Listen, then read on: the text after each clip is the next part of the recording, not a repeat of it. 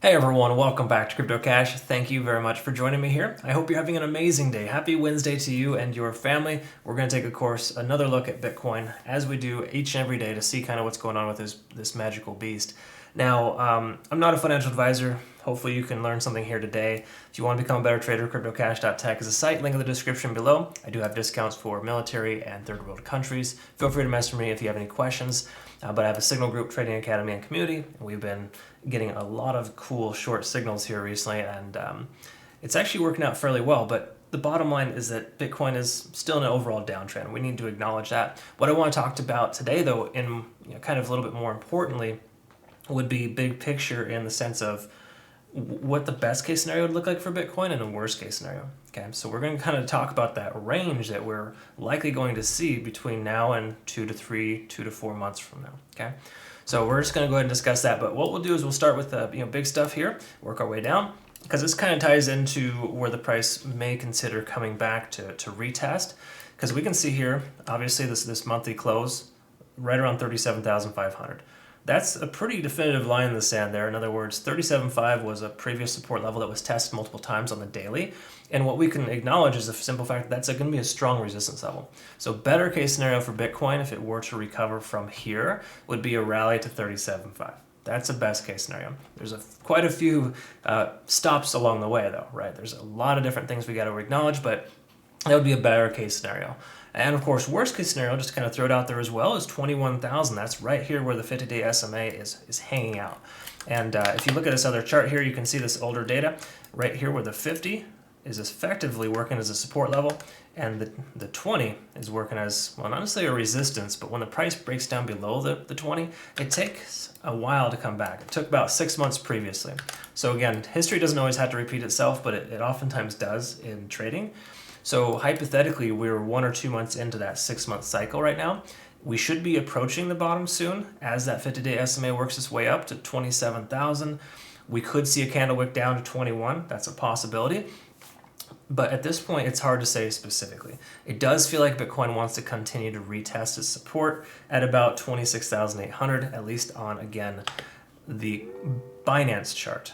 Obviously, if you look at other charts, you'll find a little bit slightly different data, but I covered this yesterday here in the sense that Binance is more appropriate because of the amount of volume that you're seeing, and you can analyze better with the volume profiles and a lot of other things because there's more data, right? So that's the whole purpose there. But yes, you're right.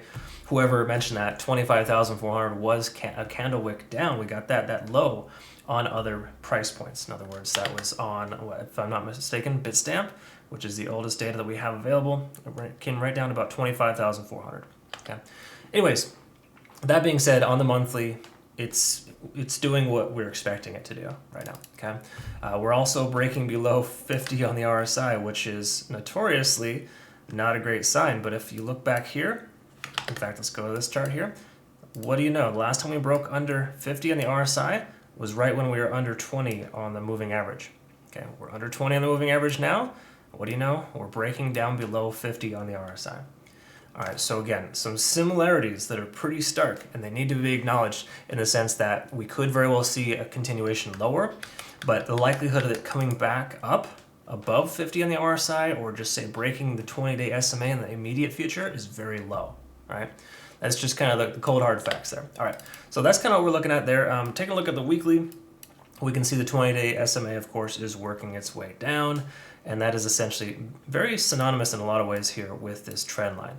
So we should expect, at very best, when we break back above the 20, that would be the first step in the right direction. Okay, that would be a better case scenario. But once again, what we can see here on the weekly, 21,700, basically just say round number 22,000, is right where the 200-day simple moving average is averaging out. Okay, so we got 21,000 and 22,000 as some key level supports based on simple moving averages on the monthly and the weekly. Okay, so again, some good stuff there in that sense. I'm not saying it's good that 22,000 would be the price point, but I can tell you I've got a lot of buy orders at that price level, or a larger buy order, just to ensure that you get filled if the price comes down that low. Because we really, I mean, with the exception of this year, we probably will never see $20,000 to $30,000 Bitcoin. In other words, Bitcoin starting with a 2 and ending with five numbers total, we should not expect to see that. All right, just throwing it out there so you understand kind of how that works. Okay, so back to the daily here. Let's kind of go with the standard stuff. Obviously, we see the 20-day simple moving average. That would be the initial target to get above if we want to start making some progress to the upside. Okay, so as long as we're down below the 20, none of this other stuff really matters, but we're underneath all moving averages on the daily, and that is typically always disadvantageous. Okay, so in other words, we need time for the price to average itself out, build that strong volume profile, and continue its way back up. All right. Now again, even with the stronger volume profile, we get a lot of volume at the price point of 30,000, which we've had before. There's no guarantees it's going to hold. There is a probability the price will continue lower. Okay, again, I need you to understand that. Taking a look at the MACD. Again, I've mentioned this before. Bears are losing control, quote unquote, but that's just because the natural ways of the MACD really just tells us that over the past week, we've seen the price go sideways, so of course that momentum is waning. Does not mean they're not going to catch steam again and start pushing the price action down lower, okay? So we just need to acknowledge that, and we're also trending closer to 30 on the RSI. That is notoriously a sign of reversal, so there is truth in the sense that in the past when it's come down below 30, we've seen a nice rally. So there is still potential to hit 37.5. There's no doubt about it. That could very well happen. But should it happen, it shouldn't right now. Until we break this trend line and or above the 20-day SMA, at least on the daily or weekly, we're not going to have that potential option, if that makes sense. Okay. In other words, what we're seeing right now is 31,000 is effectively the shelf where the price comes up to really close to that level and keeps getting rejected. We also have to acknowledge, and this is one thing I talked about a couple days ago, and this is just kind of how it happens. Bearish engulfing candle. It's a real thing. So we see this here. The bearish engulfing candle covered this nice green candle here. And if we can see here, it's a continuation of the downside. Yes, it was followed by a green day, but that's perfectly normal. In other words, if you look back here, bearish engulfing, right?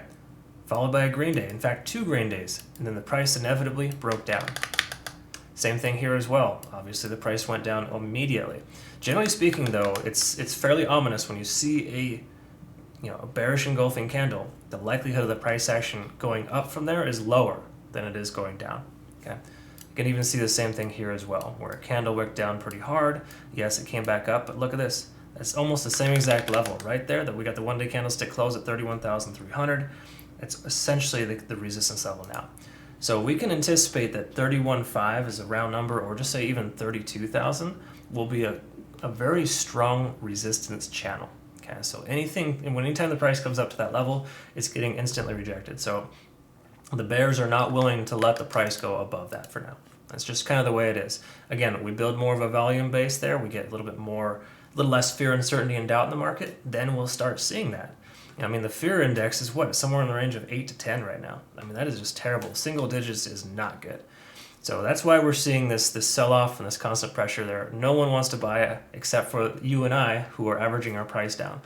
Continue to do that. It's a good call. Trust me, in the long run, we'll be happy that we bought in at 30,000. But for the moment, we should expect it to go lower. So obviously don't invest everything into Bitcoin just yet. Have some money set aside just in case. Let's take a look at the 4-hour and kind of start wrapping things up here. We can see on the 4-hour that we're no longer making higher highs and we're no longer making higher lows. So we were doing that at this point for a little while. And now we're starting to kind of level out. In fact, the current candle, it hasn't closed yet, has so far wicked down below the most recent low. So that would essentially imply that we are going to start making lower lows, and we've already started making lower highs. Okay. So again, disadvantageous to say the least when you see something along these lines, especially when you see both moving averages averaging out right above the price action. Always a negative sign. Okay. Also, we're under 50 on the RSI. I mentioned this yesterday. We're going to break down below again based on the fact that it's very weak and it cannot maintain that price point. So the likelihood, again, of the price coming down from here is fairly high. We've also got a MACD divergence on the 4-hour, and this is something that's important to acknowledge because to me the MACD is the most consistent on the 4-hour time frame. So if we got a 4-hour MACD divergence and we've been converging, so to speak, for the last 6 days straight, what will we expect moving forward? Well, we can anticipate the price to come lower based on that sentiment as well. Again, that's not a reason to take entry, but it gives me confidence in knowing that if I'm taking a short position, we're probably on the right side of the tracks, and the likelihood of the price turning around and just ramping up from here is pretty low. Okay, again, it's more so probability and likelihoods that we're dealing with here. There's no sure certainties, of course, but we can guess though that the price is more likely to continue lower because pretty much everything is looking bearish right now. So the 4 hour, not looking good. There's nothing positive on the 4 hour, and usually that's the time frame you want to look at to acknowledge what transitionary time frame we're in. In other words, to transition the 1 hour to the 4 hour is, of course, it's a faster moving average. Prices are moving quicker. But if you look at the 4 hour and you see that it's not looking good, then the likelihood of the daily is also greater to cause the price action to come lower. I'm not sure if I'm explaining that very correct, but I can tell you that generally speaking, if you see a 4 hour, a lot of negative things in the 4 hour, it'll translate into the daily, and we can expect the macro to continue to do what it's supposed to do, which right now is go down. All right. Again, it's a little bit on the overextended side here. We may see some type of slight recovery, but it really just looks like the price wants to try to break down here, generally speaking, because once again, this isn't definitive, but you can see lower highs on the 1 hour, and they're already forming on the 4 hour. So this transition, so to speak, where the price action was coming up, that momentum is gone. Okay, it's time for the bears to start taking their profits, and that's essentially what just happened here today. We can also acknowledge too the simple fact that NASDAQ gapped down today. So if we look at this here, we can see we got basically a nice hammer up yesterday, but then we got a candle wick down as well as a gap down. And what that basically just means for Bitcoin is commonly when we see the traditional market moving to the downside, which we can kind of see here, a little up and then down, it's almost a very, very similar pattern. Okay, so again, pay attention to how the traditional market is performing, because that really helps us understand a lot about Bitcoin. So if you see that there's going to be a gap down, or maybe the pre-market hours on the NASDAQ is looking terrible, then you might want to consider taking some profits on Bitcoin before it comes down, right? Something along those lines. All right, last thing we want to kind of summarize here is just take a look at, we're looking at the cloud here really quick. And this is something I wanted to mention too, because yesterday I said, try not to get super excited about this because the lagging span was intersecting with the price action soon. I think it was right down here. That essentially came to fruition. In other words, the lagging span was telling us that we want to close our long position if we had one. All right. And now that we're underneath the cloud and the conversion line's below the baseline and the lagging span's free and clear of price action, there's literally nothing stopping the price from going down from here. Okay. Again, taking a long position right now is a bit of a gamble. I highly recommend you do not do that.